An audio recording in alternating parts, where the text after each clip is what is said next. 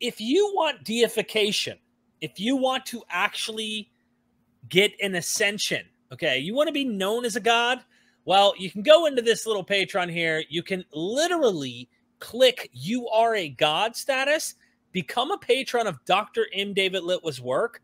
Now, if you want to be a god above God or the God human, you can go beyond that, okay, if you want. But anyway, this is one of the things that I like to do, is I like to give my scholarly friends a platform that they can come educate, get their books and their knowledge they've worked so hard for so many years to acquire out there to a general populace. You know, oftentimes we have to break it down because you don't have PhD students always in the chat. But you can learn a lot more by joining the Patreon, and this is my way of giving back to him, and your way to also do that is to join the Patreon. So I'm going to literally let you say a few words about your Patreon before we get started. Yeah, thanks, Derek. It's great to be on to Myth Vision. Hello, everyone. Hello from down under. Great to see you. So I'm offering also a deal to people who join the Patreon. I know some of the books, because they're from academic publishers, are expensive. Okay. So I've got 4 copies of my book, Post-Human Transformation. I've got 4 copies of my new book, Carpocrates, Marcellian, and Epiphanies, The Evil Creator, and Found Christianities. And I will beat the Amazon price and ship it to you signed myself.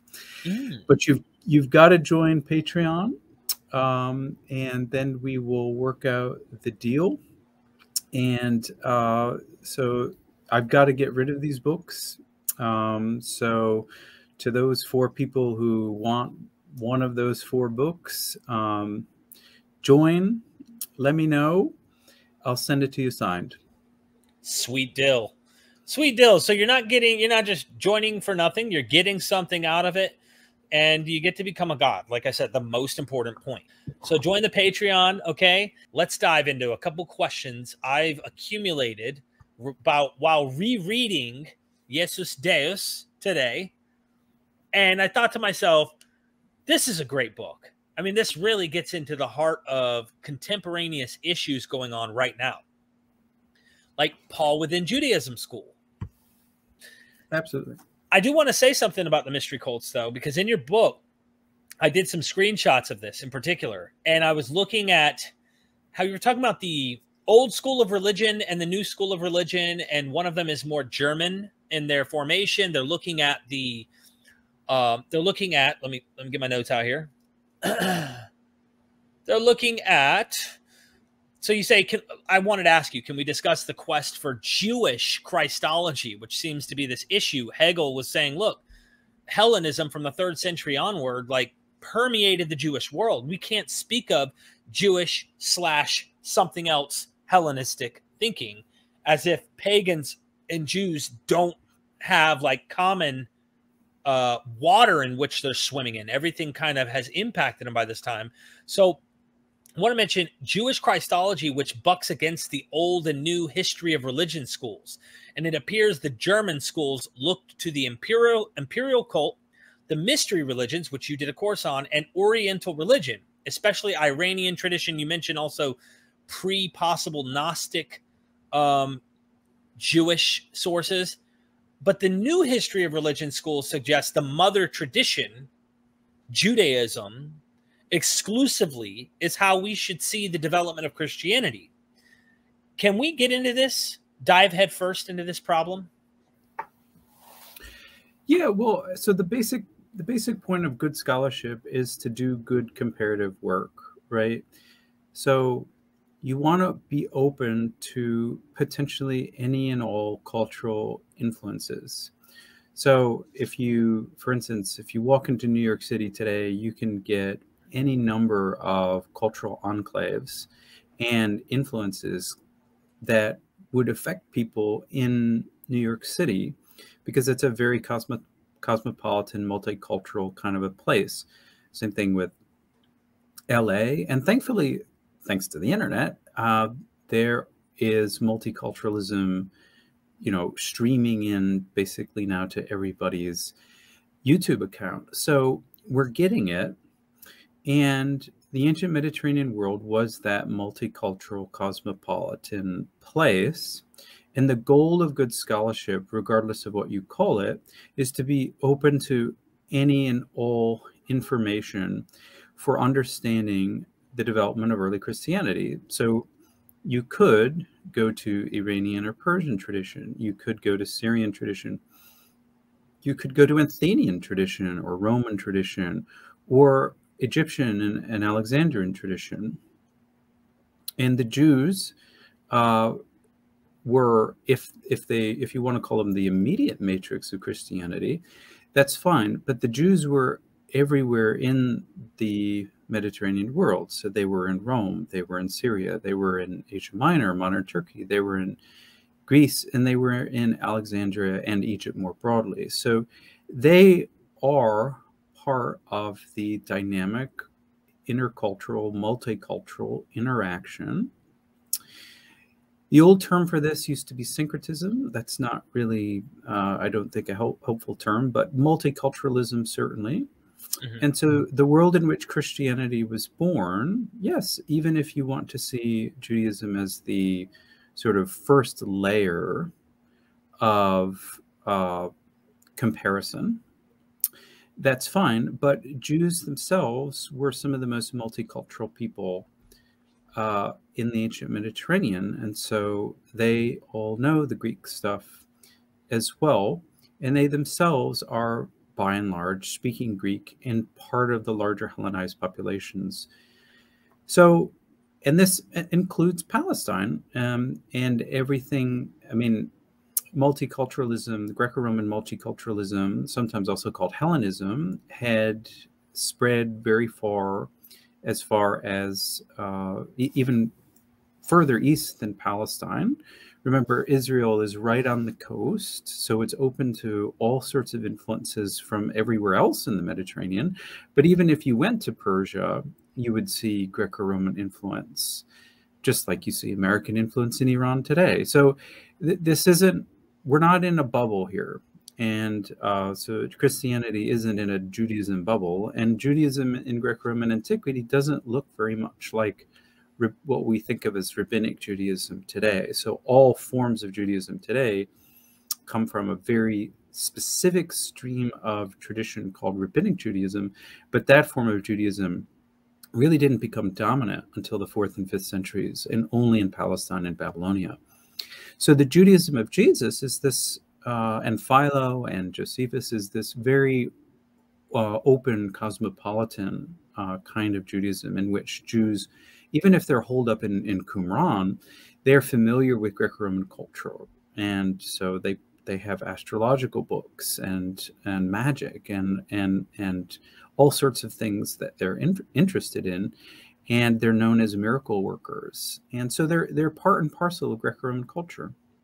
I had to write this down because it's a little complex, but I hope our audience appreciates the complexity of this one, because this really gets into the debate of Christology, if people want to call it. You like to put it in the lowercase c in your book, Iesus Deus, for good reason. But here it is. Are there any other gods who were pre-existent and became human, then were exalted or deified back to heaven? Any contemporary examples that may have influenced Paul in the Philippians 2 hymn? Or do you think these were two different groups of thought floating around during Paul's day? And then I wanted to give Jewish examples I thought you were noting here. Examples of this include Enoch. And I don't know if this meant pre-existent and then was exalted, but it seems that Enoch identified with the Son of Man in 1 Enoch 70 through 71. Jacob identified with the firstborn of every living thing, the prayer of Joseph. And Jesus identified with the Logos, wisdom of God, 1 Corinthians 1:30, and of course, John 1:1. And you gave Jewish, I thought, examples similar to that. Are there any Greek and Roman ones? So is there an example of a pre-existent, comes into the flesh, and then goes back to be exalted figure? Most likely in the Greco-Roman world. I guess that's to sum up the question. Well, it's a good question, and I'll just give you a sense for how scholars do comparison, just a methodological remark, first of all. It's very important not to be Christianizing when we do comparisons. And so if we're looking for parallels, that's really not the best way to go about it. The best way to compare is just to take something on its own. So if you become a classicist or expert in Greco-Roman literature, you'll read a lot of Homer and Livy and Virgil and things like that. And you're not asking like Christian questions of these figures because they don't know anything about Christianity. Plato too. I mean, these guys are just hundreds of years before Christianity, and they don't know much about Judaism either. So, but what I think is important is taking these people on their own terms and using language that they also are familiar with. So that's the first thing. And what I mean by this is that incarnation and incarnational thought is really sort of like intra-Christian discourse. Now, there's something like incarnation in the Greco-Roman sources. In my book, How the Gospels Became History, I talk about, there's a poem of Horace where he talks about the Emperor Augustus as a form of Mercury who was incarnated in obviously a real life historical person, Octavian, who became Augustus, and performed things that were similar to the god Mercury, and actions distinctive of Mercury. And then Horace said, when Augustus dies, Mercury will go fly back up to heaven, that his incarnation will be done. And so that's sort of like an incarnation. But what is the most common pattern that you find in Greco-Roman thought is more like what you might think of as an epiphany. And an epiphany is much more like a Greco-Roman thinking about how a god operates in the world.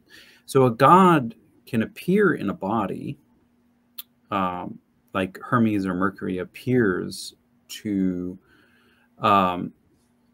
people, in the Iliad, and in the story of Philemon and Baucis, Zeus and Hermes appear to this couple in Asia Minor, and they're given hospitality.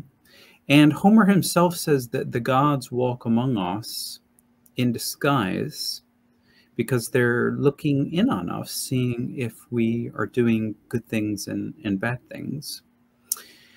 But then the question is and occasionally a god will reveal themselves. So they'll come in human form, but then they will reveal their superhuman nature, as in the case of Demeter or Demeter, in the Homeric hymn to Demeter, where she is trying to deify a young infant boy, and by putting him in the fire and rubbing him with ambrosia, and his mother, the mother of the boy, freaks out, and then Demeter just goes crazy and reveals her true form. She had appeared as a woman in flesh, the flesh of an old woman, but Demeter herself is this gigantic woman with golden hair. And when she reveals herself, her head basically hits the ceiling, and there's this brilliant light that comes out of her face. And this most looks like what Christians think of as the transfiguration of Jesus. And it's an epiphany. So I guess the short answer to your question is the gods are always appearing in flesh, but in most cases those appearances are epiphanic, and they are therefore somewhat temporary and short-lived. There are cases, definitely, if you turn to the Egyptian culture, where Greeks tend to think of incarnations of the ancient Egyptian gods. If you read the Hermetic literature, Isis and Osiris are pre-existent deities who come to earth and fill the world with their wisdom and teach us about the mysteries and about agriculture and about the crafts. And then when their mission is complete, they go back up to heaven. And so that pattern is definitely there, but I think it's also important just to take these on their own terms, is what I would say. I almost wanted to go into one idea, the epiphany idea and apotheosis idea. I've read some articles, really interesting ones, where the guy convinced me at the moment, you might be willing to twist my arm and I'll follow you back to the epiphany stance. But on this Mount of Transfiguration in Mark, he took the apotheosis approach, that this is reflecting what will happen after Jesus's resurrection. Kind of like Paul says in Romans 1:4, that idea that you talk about in your book, where you're like, by his resurrection, he becomes the Son of God. And that therefore you kind of see his deity form, but it was like a prefiguring of what was to come. But do you take the epiphany position on that rather than the apotheosis one? Well, those aren't mutually exclusive whatsoever. That's what I was going to ask you too. And then I'm going to super chats, so bear with me. So an epiphany just means a revelation of a deity, and so yes, that's what happens often at the end of an incarnation, however you think of it, that the deity takes back its true form. In the case of Heracles, Heracles, you'll remember, is burned alive on Mount Ida, and it's said the way that his fate is described is his flesh just kind of drips off of him. What he received from his mother, who was human, dripped off of him, and that what he received from his father, who was Zeus, basically floated up into the air as a kind of refined, deified like platform, superhuman platform. And that version of Heracles now exists in heaven. And that's how they described it. And mythologically, they described it as Zeus sent down in order to take his son a chariot, and it kind of swooped down and it took up that piece of Heracles which survived the burning. And that's really, I think, a fairly widespread pattern of thought, that there's something human in us, mortal, but there's also something divine, so that when you die, assuming you've been good, you have something that survives, what Plato called the soul, which has a natural home in heaven. And very, very slowly during the Christian period, this idea sort of took over. And so that, in effect, everybody could become a little bit like Heracles in that respect. Robert Herring says, gonna pay to say hey to Litwa, join both Patreons. He's already deified. Robert is already Thanks, deified. Robert. Yeah. Appreciate it. Good He's just trying to give people a taste of the glory that it comes with becoming a Patreon member. So I've been saying this a long time. I hope that those who have ears will finally hear. If not, may their ears be opened. So thank you. Jason Sobek, Lord of the Four Corners, is always here when you're here. You're fitness self-deified. Do you go with parrots like Apsethos, the Libyan, or serpents with human heads autophoning like Alexander of Abanatikas? I can't even say that. That's great, Jason. Thank you so much. I think you are crafting the English language in a way that is beautiful, even in this text here. Autophoning, I love that. So Jason is referring to my book on self-deification, which is called Desiring Divinity. And this one has not been a favorite of many audiences, but I think what's useful to think about deification is that a lot of the forms of deification are actually self-deification. And so I argue that Jesus in John is actually a self-deifier, that he's proclaiming his own divinity. And rather than being made divine by his Father, I mean, that's compatible, but he is just announcing his own divinity and sort of making it happen, and really angering the Jews while that's happening. And I think that this follows a pattern also followed by Simon of Samaria. by Allogenes in the Gnostic text called Allogenes. So I think Jesus fits, into several. He fits into a larger pattern of Greco-Roman deification. That was the Iesus Deus bit. But I think when you're reading John's Gospel specifically, Jesus fits into the pattern of self-deification that we find in so-called Gnostic Christian literature. And many have called the Gospel of John the first Christian Gnostic text. That's not far wrong.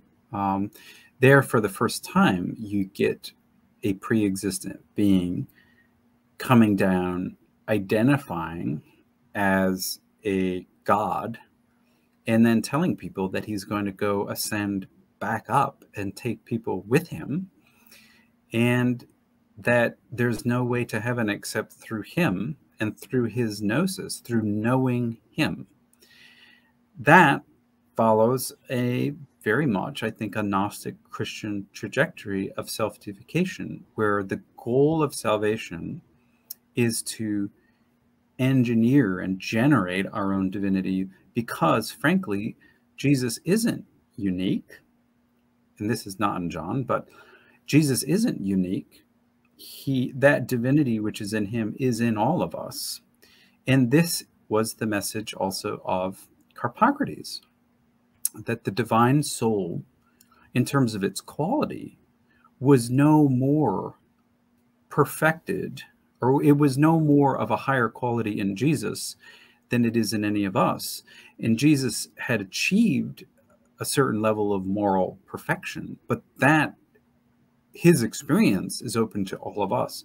And in fact, the Jesus of John encourages people to do greater works than he did, because we can, and because he is divine and we are divine in exactly the same way. And that's the mystery. I've got an article, an academic article on deification in the Gospel of Thomas. I think it's absolutely there. And I believe I've got it on Patreon too. So there you go. Let me do a short little something in case people might be afraid here once they see the brightness and the glory. But ooh, there's the Patreon. Join the Patreon. All right. We're going to the next one. Wayne Rossi. Thank you, everybody, by the way, for all the support you're showing and showering with the hard work we're doing here. What's your opinion on the provenance of Mark? Is there reason to think it was written in Rome or in Palestine?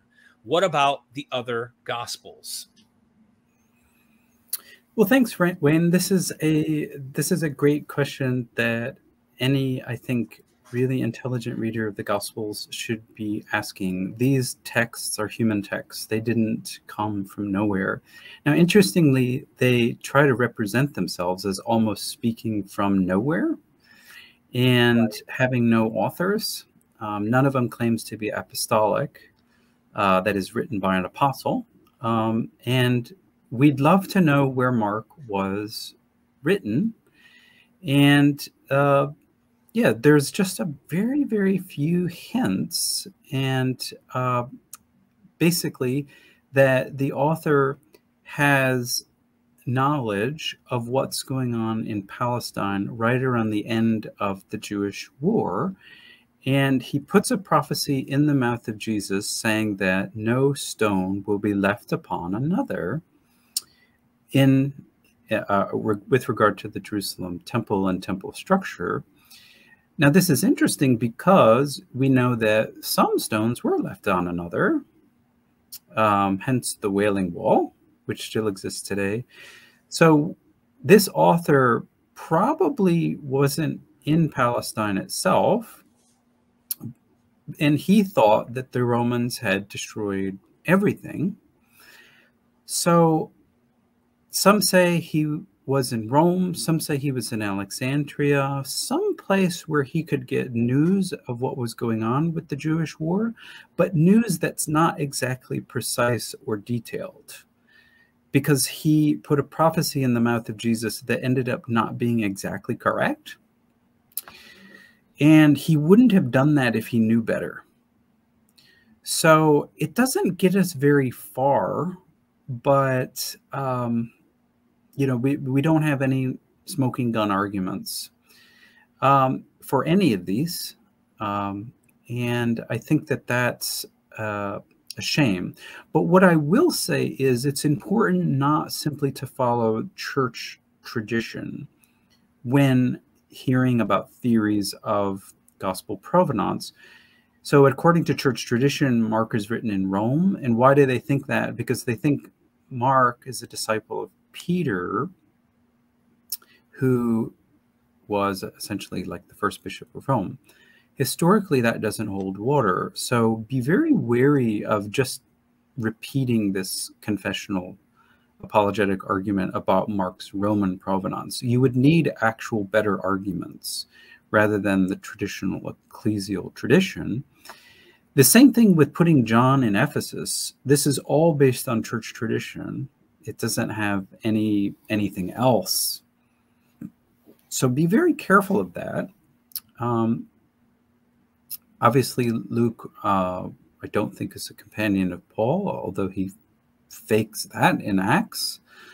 It makes you want to believe that he might be, because he uses we, the first person plural.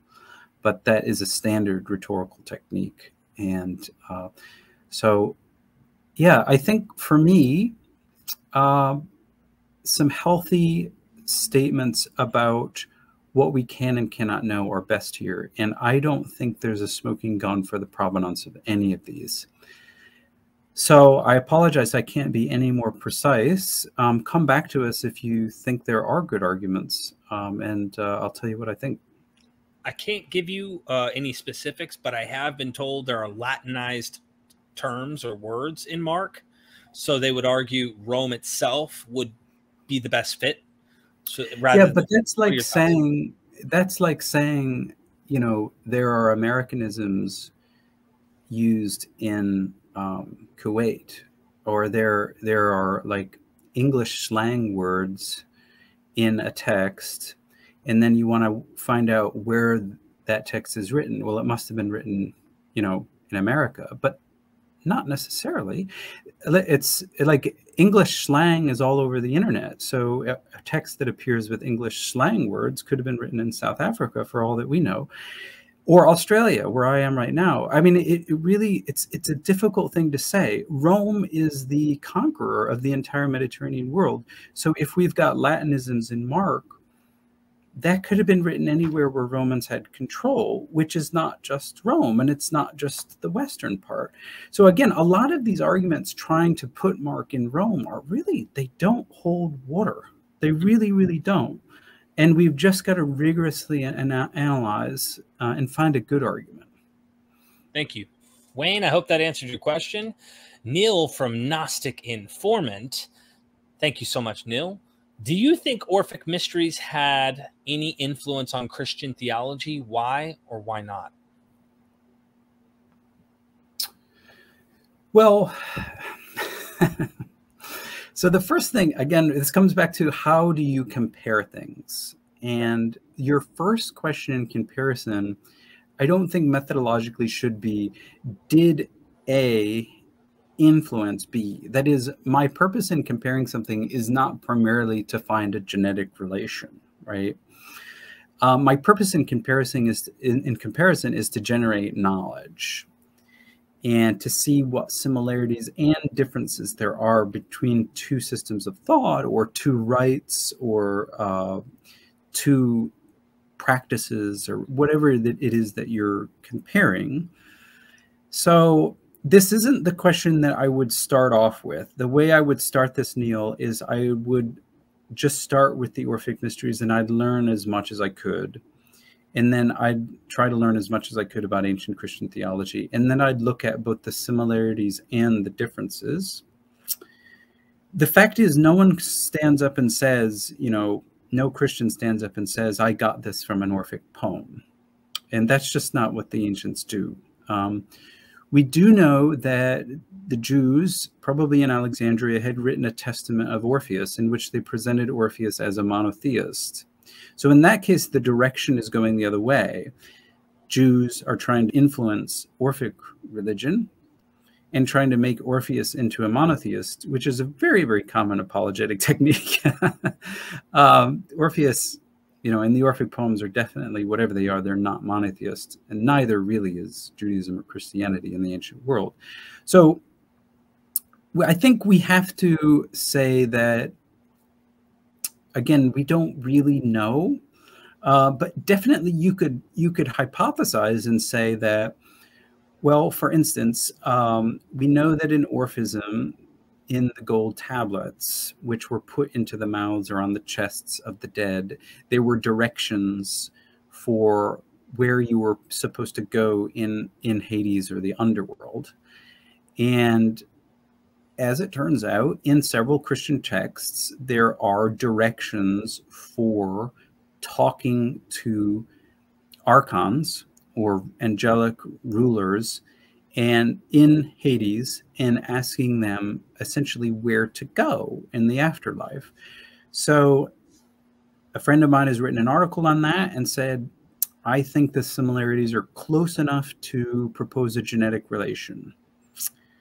Nobody stands up and says that the Christians got this, that no early Christian says that they got this from an Orphic text, but it sounds so similar, where the Orphic text says, when you get to such and such a location, two guys will ask you, who are you? Where are you from? And you'll answer, I am a son of earth and starry heaven.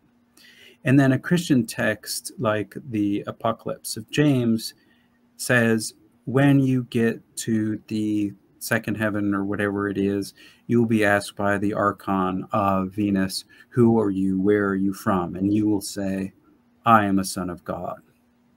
That's pretty similar. And I'm just paraphrasing here. And then, then it's up for grabs whether you want to say that that's an actual influence. Remember that everything is entangled here at this point, So it's sort of like asking the question, did McDonald's influence KFC or did KFC influence McDonald's, I mean, their advertising strategies are all pretty similar because they're entangled and they're learning from each other at the same time. Right. So potentially what we have to imagine is that Orphics are borrowing from Christians and Christians are borrowing from Orphics at the very same time. It's not a one-way street. Yep. Thank you, Neil. Appreciate you. Don't forget to subscribe to Gnostic Informant. I really appreciate that. You have now attained true gnosis. Jason Sobek, Lord of the Four Corners. Greek word of the day, histemi. What does it mean? Why is it important, especially in regards to Simon of Samaria? Well, thank you again, Jason. Histemi means I cause to stand. And Simon of Samaria apparently in later tradition, called himself the Standing One. And he put it into a perfect participle called hahestos, but it's from histemi, and it is a declaration that you are an eternal being. And this was how many Jews and Samaritans referred to eternality. Like, they don't come off and say, I'm an immortal being a thanatos. They use these other more Semitic kind of language and say, I'm the standing one. And of course, there's that passage in Deuteronomy 5, I think, which Philo made a big deal out of, and which the Jewish God says to Moses, you come here and stand with me on the mountain. And so Moses is actually the original standing one. That is, he participates in the eternality of God, basically. And that's a way of describing, that's a very Jewish or Samaritan way of describing Moses' deification. Like, Jewish and Samaritan sources, unlike Greek and Roman sources, are very hesitant to say, oh, so-and-so was a god, or so-and-so became immortal. They'll use more language like Enoch becomes the son of man, or Moses becomes the standing one. But in terms of the conceptual apparatus involved, those ideas are pretty similar, and those only come from the Greco-Roman period. So certainly here we're seeing that dynamic cultural interaction where the Jews and Samaritans are borrowing the deification language, but it's not exactly how the Greeks and Romans used it. They're coming up with their own innovative terms. I love this stuff. I think I kind of wondered if the transfiguration with having Elijah and Moses there next to Jesus plays into this, what you're describing here. Yeah, because they're just the two guys who were deified before Jesus, right? So both of them never die, and both of them have a long history of tradition. Well, Moses dies technically. Yeah, but Josephus doesn't think he's dead. He thinks he had exactly. Yeah. So, yeah, and so you can't find his grave. Why can't you find his grave? Well, because he's not really dead. It's sort of like, you know, you can't find Ulysses S. Grant's grave. There's a joke about that, which I'm changing. But, and anyway, if you can't find somebody's grave, it means that they're not really dead, that they're actually deified. So there's no body left over. So there's nothing to bury. And the same thing with Elijah. He just gets caught up into heaven. And if you go to heaven, you can't go there in normal mortal flesh. You have to go there in an angelic body, which is another way of talking about deification. Thank you, Jason. Wonderful question. And I'm sure as I read more of your books, I will get acquainted with what your arguments are here. Thank you. Abel Chavez, thank you for the super chat. Perhaps Jesus, Judas is same person and Shroud of Turin is his reincarnation stuck like a photo. They twisted the story and he was Sicarii, killer, murderer, Alpha, Special Forces, a Roman and Jew. Well, that's a mouthful. I don't know how serious this comment is meant, but yeah, I think that one of the basic things that I keep telling people about scholarship is what people hear on the sort of the popular, coming through popular channels, like through TV and radio about early Christianity. That's really not the best way to access early Christianity. There is a lot of literature out there which you can access by going through very carefully and looking at the best and you know, using Derek, paying attention to who he's inviting, knowing the real scholars who are doing the real scholarly work, not just spouting, you know, whatever about whatever miracle, Shroud of Turin business, but actually doing the detailed work and looking at the evidence and actually explaining to you the evidence for certain things, not just going parallelomania, not just saying anything because it sounds interesting and cool, but to say, here's how these things connect actually. Here's the evidence, here's why I think so, and here is the further literature and the resources that you can use to make your own decision, okay?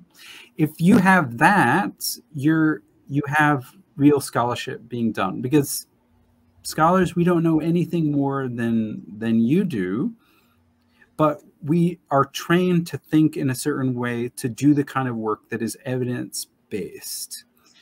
And we want to empower, at least I do, I want to empower everybody to think in that disciplined way, because it's really a transformation of your thought that will, to use some of Derek's language, redeem your mind, I guess. I guess that's Pauline, sorry. You'll redeem your mind so that you can think and get out of the traps set for you by apologetic arguments. The worst thing that you can do, I think, and is basically become an anti-apologist, which isn't really, which is just going to bother the apologists and then cause a blue-in-the-face argument. What you want to do is really get knowledge. So Neil's comment, you know, that you have just attained true gnosis, that's really what we're all after. And when you've attained the true knowledge, you don't care about the ducks quacking. Honestly, and you don't have to watch every YouTube video that is on the Shroud of Turin. Jason Sobek again, and he did not mean the Gospel of Peter. He corrected himself. He meant to say Acts of Peter. Gets pretty dang wild, talking dogs and babies and kung fu battles in the air. How would these tales have been received in antiquity? Yeah, so this is a great example. Acts of Peter is a great example of early Christian apologetic literature about Peter and what he did in Rome. And yes, it's pretty interesting things. So Peter makes a dog talk in Rome. There's a piece of dried fish that Peter throws into a pool, and then it essentially resurrects and becomes a real fish. Peter makes, and then Peter, yes, has a sort of a midair battle with Simon of Samaria, who is flying over Rome, and Peter basically sends out now, an this happened. Just so everybody knows, this really happened. Please continue. He sends out an imprecatory prayer that is a curse, which is commonly used in magic spells, and he basically sends Simon tumbling back down to earth, and he breaks his leg. Or in some versions, he dies and is split apart in this ugly, gruesome image. So you can tell there's real hatred here of Simon. That's, I think, one thing that maybe you could take away historically, that Christians of the late 2nd century, they were really threatened by Simon and Simonian Christianity. So they did what they could to kind of destroy him. And their rhetoric becomes even more inflamed as you go on into the 3rd and 4th century. In the Pseudo-Clementines, it gets even wilder. You know, they become so anti-Simonian, they just kind of go crazy. So that's what I think you might take away historically. But then the question is, how would the ancients have taken it? And I think this is a really nice question, right? Because it's a historical question. It's not how we take things, right? Because how we take things is we dismiss this kind of stuff as just, you know, tabloid trash. But then the question is, well, what's the range of plausibility for an ancient person? Are they capable of believing this stuff? That's a really interesting question. And my sense is, if you are a religious believer and your guy, the hero, is the one performing the miracles, then yes, absolutely, you can believe some of this stuff. And I think that many Christians in the late 2nd century believe that Peter was this amazing wonder worker. And you see this even in the Acts that got canonized in the New Testament. All Peter has to do is basically like walk by some crippled guy and yell at him and say that, you know, get up. And he gets up. And Peter can kill people too. I mean, that happens with Ananias and Sapphira. You know, poor couple, they don't, you know, report their church taxes correctly, and Peter just sends them to death with a word. Do Christians believe that? Yes, because that's the insider discourse. And I think that probably there's Christians today who believe that that stuff actually happened. So that's not too crazy. You know, people believe that Acts is a history book. And why do they believe that? Because they've been trained since Sunday school to do that. And it reads so much like, you know, somebody has done their research. It's got a preface, you know, it says, oh, I've done my research and I'm going to tell you what really happened. Therefore, this is what really happened, of course, you know. But then once you come out of the community, once you are disengaged from the religious community, then yes, those plausibility structures start to break down. And you're like, well, Buddha did the same things, and I don't believe Buddha, you know, so why should I believe that Peter did that? You know, so that when you start comparing, yeah, you begin to see the problems. Yeah, that's what I'm trying to do, is compare and educate in the process. There are people we've never even heard of. You'll be shocked to find out what they've done, and like eventually, like, why don't I follow this god? Like, why the heck aren't I following this goddess? You know. Anyway, seriously, great words from you. Neil said you're a sage.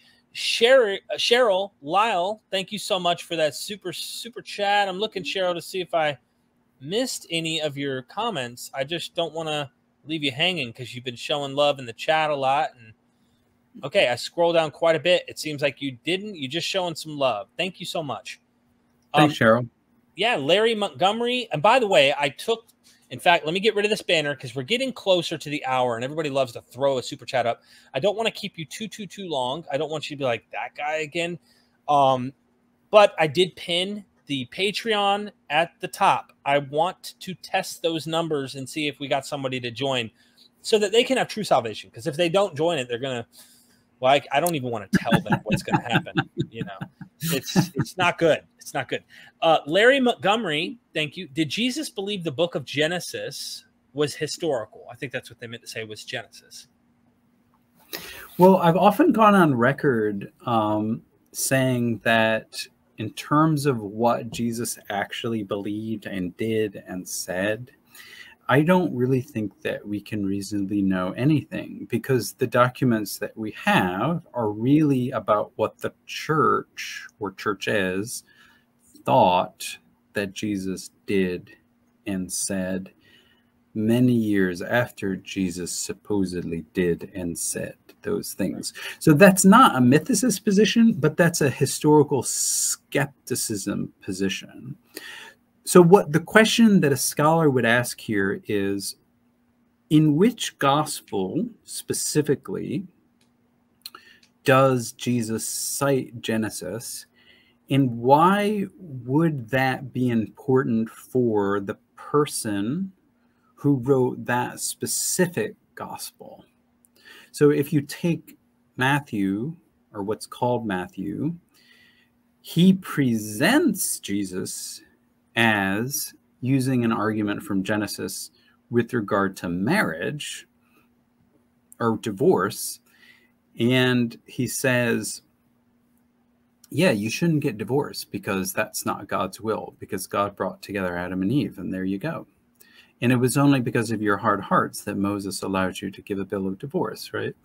So in that presentation of Jesus, he seems to believe in a literal Adam and Eve, and seems to quote Genesis as an authority. So I don't know, maybe in terms of that presentation, Jesus thought that there was a real literal Adam and Eve. And if that's true, Jesus was not very smart. Let's face it. I mean, you know, but that's Matthew. Okay. End of the show, ladies and gentlemen. Let's wrap it up. No, I'm just kidding. That's Matthew telling you what he thinks Jesus would have said about Genesis. We don't know if Jesus said anything about Genesis, or if he believed in a real Adam and Eve. And why would you believe in a real Adam and Eve? I mean, you have Greeks and Romans believing in, you know, their ancestors growing up out of the ground too. So maybe it's not dumb to believe in Adam and Eve, but maybe it's dumb not to do the comparisons and to realize that everybody else has a different creation story, and which one is the right one. So these are the more scholarly kinds of questions. And then this will take you into the earlier question about where was Matthew written, by who, for what purpose? Right. The questions that we need to answer in order to get at the truth, in which we're still trying to answer. Well, you just angered every apologist who watches this channel. Thank you so much, Dr. Litwa and Larry. Seriously, Larry, thanks for the question. Constellation Pegasus, why does the Bible still have verses 19 through 29 in Mark's last chapter? I think it's, well, isn't it 16? I thought. Anyway, I got, maybe I'm wrong. Bible commentary itself says they are seriously doubted, and the text does not match the writing style of the rest of Mark. Yeah, this is an unfortunate tradition that every Bible that is printed today, if you're reading in English, is informed by church tradition. And although that every critical scholar knows that Mark, I think it's verses 9 to 16, is not part of the original version of Mark, those verses are still printed merely as a repetition of church tradition, because not because that's historically correct. And then, you know, some Bibles or commentaries, as you know, say that this is not original, and that's the best that they can do. But nobody seems to have the courage just to say, let's not print that. Right? Because even so-called secular publishers who make money off the Bible don't have the balls to take something out. Mm. And that's really the sad state of affairs we're in today. And it's why I say to people, listen, I don't know where you are in life, but stop reading in English. Learn Greek. It'll take you 2 years of disciplined effort. It will change and revolutionize everything that you know and have read about early Christianity. Don't make yourself dependent on these theologically loaded translations anyway, which are all different and none of them really accurate by the very nature of being a translation. But this especially is deadly, where they leave crap like this when they know that they shouldn't. Thank you. Constellation, great question again. I can tell that you've had this question a lot. Appreciate the support. All right, moving on, trying to keep the time somewhat sensitive here. Abel Sheva says, the Torah Bible and Quran are inversions of human nature. They flipped everything and made it heavenly, but masquerade stole our reincarnation process. Maybe. I mean, I think you're talking beyond my level of knowledge there, Abel. I mean, I don't know. I mean, it's interesting that some people, yeah. I mean, we know that religions are learned activities, right? No one is born a Jew, a Christian, or a Muslim. And that religions like the great Semitic faiths, Judaism, Christianity, and Islam, they take a lot of repetition and inculcation, right, to produce a Christian or Jew or a Muslim. And, you know, you need to go to church every Sunday, and you need to go to mosque every Friday and to the synagogue every Saturday to sort of get reinforced in your religion, because otherwise you'll sort of forget things, or it won't sound very plausible anymore, and you'll just become apathetic and leave the faith. Now, I don't know if it's a flipping of human nature, but I do think that these are doctrinal styles of religion which need a lot of reinforcement. And you know, there is a sense in which the human nature is kind of forced to do things that don't come natural in a lot of ways. Absolutely. I mean, you know, all these faiths can tell you till they're blue in the face that, you know, premarital sex is bad. It doesn't mean that good Christian, Muslim, and Jewish kids don't do it, right? I mean, and you're never going to stop it. I mean, are you ever really going to stop it? No, you're never going to stop it. We are built with real chemicals and hormones. You can tell me, you know, the law of Moses and the law of God, but I'm in the end going to follow the law of my body. And sorry. Right. I mean, unless you want to modify my body some way, which there were people who did that. Yeah. Some religions have tried that too. Right. Now, I mean, I don't want to badmouth religion, but I think that you could maybe say the same thing about democracy, that democracy is not really fit for human nature, that really we're just, you know, apes who stood up in the grassland, and it's really a war of all against all. And human governments are just like, you know, these fake things that we've set up to protect each other. And the real human nature is now being shown in Ukraine, where we're just killing each other by bombs and missiles. And that's who we are. You know, we're just apes now with bigger guns. So I don't know. This is a philosophical question. I appreciate your response. You had a lot of things go off in my head. I have to move on. Cheryl Lyle, thank you so much. I knew you had to have a comment. I was like, this is a weird thing. You just dropped something. So thank you. Do you think Saul's conversion in Acts 9 was an epiphany? Yeah, I do. I think that's a better way to describe it, because conversion is another one of these like Christian terms that really gets developed in the 4th century and beyond. Like Augustine invents, in many ways, the concept of Christian conversion by describing what effectively was his own experience. And then, you know, in 19th and 20th century America, there's all this emphasis on conversion. But you really don't hear, actually, even in New Testament texts, using this word.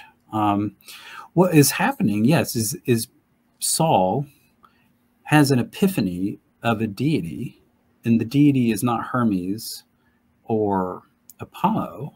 it's Christ. He sort of looks like Apollo because he's brighter than the sun, but he identifies himself as Christ, and this is what convinces Paul that, he should become a devotee of this deity. And that pattern of seeing the god and then being loyal to or devoted to the god is all throughout the Greco-Roman world. This happened all the time. All the time. There's nothing unusual. Thank you so much. I appreciate that response.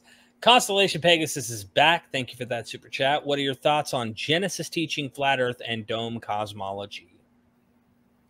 Yeah, I probably think that that's what it says originally to the Hebrew author, who was, way back in the day. Probably he did think that. And yeah, that the sky is more like a hard plate or a hard bowl, sort of. Mm-hmm. And that there was a layer of water on top of it. And I think that he literally thought that. And I think that until you get Hellenistic cosmology, here's the interesting bit. In the 3rd and 2nd century, when you get Hellenistic cosmology, that whole world picture changes so that by the time Jesus and Paul are reading Genesis, they don't believe that dome cosmology anymore. It's just like us, who now have a much wider vision of the universe. Right. We don't believe what the Hellenistic cosmologists said, that there were 7 planets in concentric spheres rotating around Earth. We don't think that anymore. And an apologist would read Genesis trying to support a modern scientific cosmology. They do, yeah.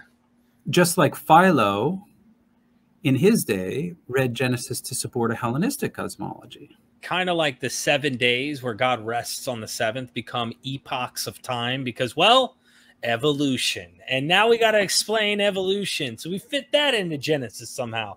Yeah, it happens over and over. I can't wait to find out what we discover next that we found in these ancient texts that have been there all along, Oh, this is wonderful. Constellation, you're the man. Did you want to make a quick... Oh, I just quickly on that. That's really the pattern for religious people. And I think it's okay to be religious. I'm not saying it's bad. But when you become religious and you have a doctrine that you need to support, where the human mind is generated to find connections and to find ways to justify our prior beliefs. This is what makes the human mind such a miracle, but also such a disaster, because we all have this terrible self-confirmation bias. So if we believe that Genesis is the word of God, then it has to be right. And by God, we will figure out a way to read, Galileo in Genesis. Right. Or we will find a way to read Einstein into Genesis. That's the power of the human mind. We misrecognize the fact that we read something into it, and then we convince ourselves that we got it out of it. Italus? Is Jesus' confrontation with legion symbolism for a skirmish between an army plus Jesus running people into a river is a classic envelope military tactic? What are your thoughts? Yeah, that's an interesting question. Yeah, it's a great indication that Mark is written for a Greco-Roman audience, because no one would understand if you asked like a demon in like the 20th century or maybe 16th century Salem and said, "Who are you?" They wouldn't answer Legion, because Legion is or Legion is just a Roman military formation. It's a group of 6,000 guys with swords that move in a certain way. So that's very, very specific, very culturally specific. Yeah, and I think it's indisputable that Jesus is being shown as a kind of warrior who's able to defeat an entire legion or brigade of demons and send them not into a river, but into the Sea of Galilee. And when Derek gets to the Sea of Galilee, he'll see where people point out where this supposedly happened. But honestly, there's no good place, unfortunately. It just doesn't work. But it's a great story. Thank you, Italis. I appreciate that. Stephen, the storyteller, thank you for the big super chat. What is your opinion about the authorship of the Johannine works? Thanks. Well, so I appreciate your question, Stephen. I think that they're all probably early 2nd century. As I said earlier in the show, there's good evidence that the Gospel of John is already dealing with what we call Gnostic currents in Christianity, and is in fact presenting a very Gnostic version of Jesus. And those versions of Christianity are all 2nd century, quite early 2nd century, but all 2nd century.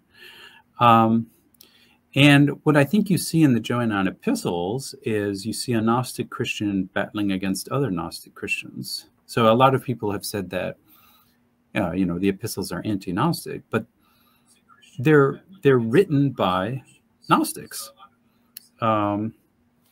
So they're anti-Gnostic literature written by another Gnostic. Oh, I love you, man. It's awesome. It's just funny. That whole in-group, out-group crap never gets old. Talk about tribalism. Thank you, Stephen. Great question. I've never heard you say that about the Johannine epistles, I don't think, but interesting. Believe Yep. what you know, the first Semitic writing ever found was 600 BCE. Actually, I don't know that. It depends on what you mean by Semitic. So we've got, and I'm not an expert in this material, but you've got the first civilizations in Mesopotamia, and ancient. So you've got Sumerian, which is not a Semitic language, but you do have in North Syria developing the very first Semitic languages. And these then become Aramaic. And then Hebrew is essentially Hebrew and Phoenician, and then Arabic are offsprings of those earlier Semitic languages. So again, I'm not an expert, but I think the first Semitic writings would be much earlier than 600 BCE, and they would be found on cuneiform tablets. But you'll have to get an expert on ancient Mesopotamia for the exact date. Mr. Litwell, what are your top 2 recommended books for an atheist to read? Well, I can only recommend books that would be good for an atheist also really, really wanting to intelligently understand early Christianity. And because even if you're an atheist, and it's totally fine if you are, I mean, believe me, I understand. I think the way that an atheist shows that they are, in a sense, more patient and more intellectual is by actually knowing more than the average believer. And I think that those resources are out there, and I don't know where people are beginning. And so I'm not sure I can say, these are the ultimate books, but I can tell you what are considered sort of classics, and one of them being Orthodoxy and Heresy by Walter Bauer, who, this book was written in the 1930s, but it's still such a classic. And actually, I based my book Found Christianities on Walter Bauer's book in part, and Bart Ehrman does a lot of his work based on this book by Bauer. Again, it's called Orthodoxy and Heresy. Yeah, what I would recommend is actually diving into some of the ancient literature. So a lot of people, they only read the Gospels, but what I'd really recommend is maybe picking up what's called ancient Greco-Roman novels. There's a nice book on those that includes all the Greco-Roman novels that we have, which are a really fun read and which are in many ways similar to the Gospels and written at the same time as the Gospels. So you can get a sense of what's the kind of contemporary literature. You might also want to pick up Plutarch's Lives. And I think there's a Penguin edition there. Plutarch is writing the same time as the Gospel writers are, and he's writing lives of famous people, like the Gospel writers are trying to do for Jesus. And yeah, I've been reading it lately too. Yeah. Lives of Caesars, or he's got you got Suetonius Lives of Caesars. Oh, yeah, this is what you were saying, right? Oh, you said Plutarch. Sorry, Plutarch is a bit broader than the Caesars, and yeah, I got at least on Isis and Osiris here, but I don't have the lives right now. All my books are already packed up and gone right now, so I kept just a few on me. Oh yeah, no worries. But yeah, I really dive into that ancient literature. I think you'll love it. Another great novel that you can read that's really just really fun is Apuleius's The Golden Ass, or sometimes called Metamorphoses. And that is extremely funny, and also really educational, because he'll talk about the Isis cult at the end of the book. But it's a novel, and it's basically, again, contemporary with most early Christian literature, and it kind of combines the gospel genre with the Acts genre. And it's just fun to read. Thank you, Constellation. I got to blast through these here. Daemon, Marcellina depiction of Jesus with Pyth and Plato. Apollonius seems a better fit. Thoughts on this and Jesus Apollonius parallels or identities? Well, this is a great question. Marcellina, who's one of the most famous Carpocratians, so she does venerate Jesus with a painting that she thinks goes back to Pilate. But along with that painting, or maybe it was a small sculpture, she's got Pythagoras and Plato. Why not Apollonius? Well, it's because Apollonius wasn't famous enough yet. Marcellina and Apollonius are roughly contemporary. Apollonius was, a generation before Marcellina. But the case of Apollonius is much like the case of Jesus, that he really only becomes popular about a century after his death. And so it's really in the late 2nd, early 3rd century where you start getting like this lives literature or gospel literature about Apollonius, which culminates with Philostratus, who writes the only surviving life of Apollonius. And yeah, I think the question would be too long to talk about the parallels. I can point you to my book, How the Gospels Became History, where I talk about the parallels in terms of miracles. And I talk about Pythagoras also in that book. That's How the Gospels Became History. And we can kick off a conversation there. But yeah, this is much too long a discussion for just a YouTube live session. But thanks. Absolutely. Thank you so much. I just told everybody, join the Patreon. We're going to check and see those numbers here in just a moment. At least give Dr. Litwa a reason why he wants to spend so much time here on Myth Vision. So please show him some love. Vaguely agnostic, no question, just a thank you. I could listen to Litwa for hours. It's a fact. Thanks. I've been reading him for hours before this episode, actually. So thank you, Vaguely. Bradford Baldwin, what is up? Lazarus hanging himself by a cliff to then drop down. That is best harmonization. Just joined your Patreon, Doc. Gonna dig into the Nag Hammadi series. Thanks so much, Bradford. Yep. So, and I should have mentioned that earlier that, yeah, so when you join the Patreon, I've got basically 3 full courses, academic courses, that I would offer to a graduate or undergraduate. One is the Nag Hammadi series, where I take you through every one of these rejected Christian literature, pieces of Christian literature. One is a course on my book, Found Christianities, which takes you through every rejected or hereticalized Christian of the 2nd century. And then I'm now doing more detailed work on Carpocrates because of the Carpocrates book that just came out. So I've got the only scholarly monograph on Carpocrates, very famous early Christian, and made into a heretic later on, but really, really fascinating figure. So that's what you'll get when you get in the Patreon, as well as a lot of my scholarly articles, plus all these interviews that I've been doing over the years. So join. Thanks so much for joining. Yeah, I was just talking to Bradford earlier on the phone today. Actually, he's one of my Patreon members. So it's good that he's part of the family. And I was painting while chatting with him. Actually, we had a long talk. But thank you for supporting Dr. Litwa Bradford, and we'll be chatting, of course. Wayne Wright, thank you for the super chat. Those indulgences go far, my friend. Trust me. I really appreciate the support to the channel. It's just me, Tipora.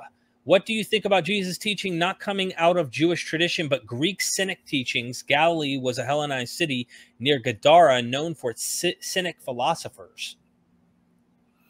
Well, it's another great question, and it's another reminder that this isn't an either-or kind of a thing. Like, if you find people telling you, well, it's Greek rather than Jewish, or it's Jewish rather than Greek, it's sort of like, I mean, why? I mean, those sorts of boundaries are the boundaries that we create in the 21st century.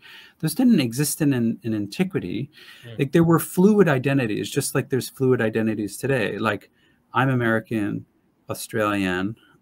People can maybe have Aboriginal heritage, but also be Irish, or, you know, and people can have all sorts of identities. You know, they can be transgendered. They can have both, be part of European and African culture. I mean, we're all sort of mixed, right?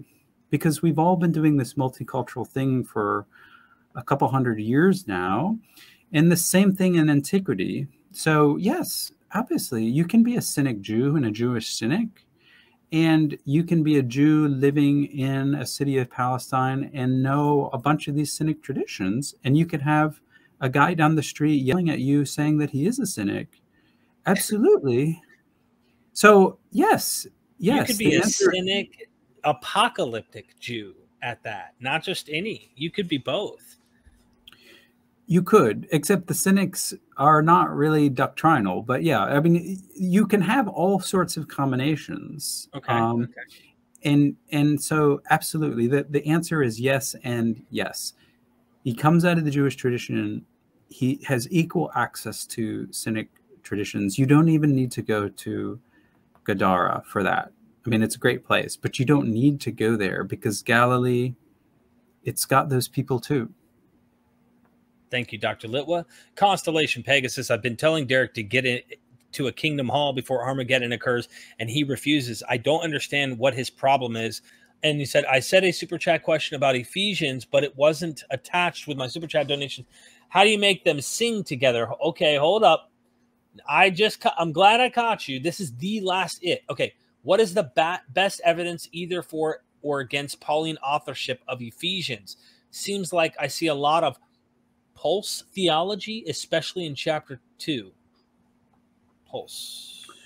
That may be Paul's theology, but yeah. Paul's. Okay, Paul's. That's a great question. And, you know, Ephesians is another one of these texts that is really, really important for everybody to know, and maybe not love, but at least to know.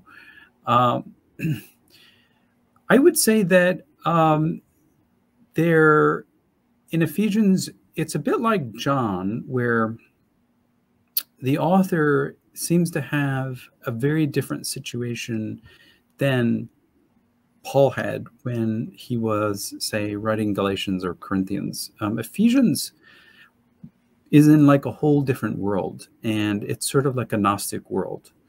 It's full of language about mystery. It's full of language about, it uses terms that Paul doesn't use, like pleroma or fullness. It seems to have a theology in which Jesus is somehow married to the church, and the church is somehow a heavenly entity. You don't really hear any of that in Paul.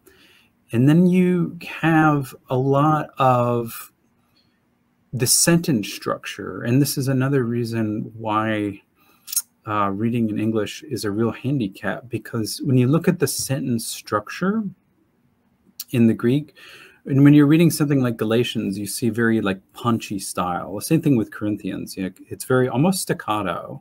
Like Paul says, do, and he makes a series of points. Isn't like the first 2 chapters of Ephesians like 1 or 2 sentences? It's like this huge, never-ending. Yeah. So reading Ephesians, it's like jumping into a German dissertation. You know, it's like the sentence never ends, and all the vocabulary is really, really long, and this fancy, flowery kind of language. And we've just never heard Paul talk like that. Now, I mean, again, that's not a smoking gun argument, but I would say the best argument is, yeah, we're dealing with an author who sounds most like other Christian texts in the early 2nd century.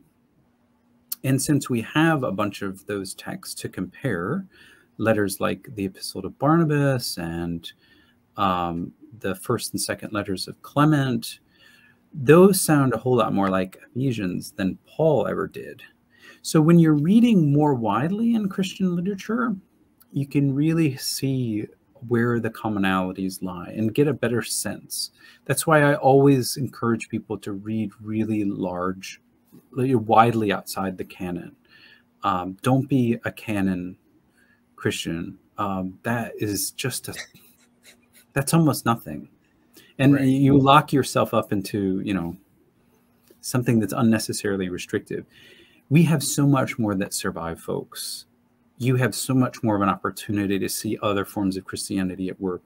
Don't die before delving into some of this other non-canonical literature, the Apocryphal Acts, the Nag Hammadi literature, all these other letters that didn't make it in there. Really, don't miss that opportunity. Thomas, Mary, Philip, Acts of Peter, stuff that we talked about today, Acts of Philip. God, I mean, it's all there, folks. Enjoy it. Thank you, Wayne. What a wonderful way to end this particular episode. Go get a book. Like I said, it'll help you with your indulgences. Dr. Litwa's written plenty of them, and he continues to do so. I was reading this one today, Iesus Deus, the early Christian depiction of Jesus as a Mediterranean God. But then I ended up having to pick up We Are Being Transformed because you reference it a lot. And I say, okay, well, I obviously need to read that one if I'm going to come back and go to Iesus Deus. So I hope more people will actually get your works, your Hermetica too. That's $133 though, still on Amazon. We Are Being Transformed. If you become a Patreon, that's free. So I believe you'll get everything at tier 3. But you are a god. Yeah. Well, yes.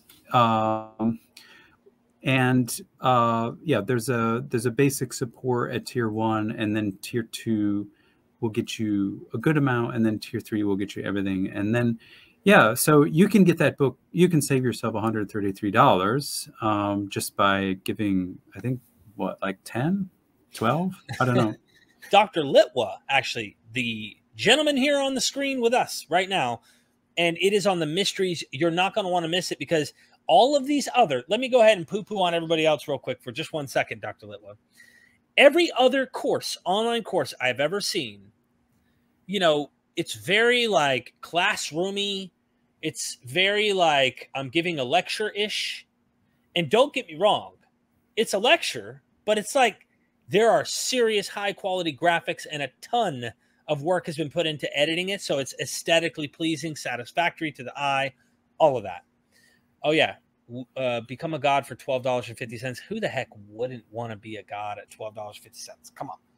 Okay, so Dr. Litwa, I guess our results must be in by now. Fingers crossed people have joined. I don't know. What do you think? Well, I know supposedly we have Bradford, so I count that a success. And yeah, I mean, you get what you pay for, folks. Like, if you want real scholarship, you can get access to so much these days. So yeah, it doesn't ultimately matter to me too much about, your quick decision today. What I care about everybody doing here today is really having access to the good scholarship. Whether you get that through me or somebody else, totally fine.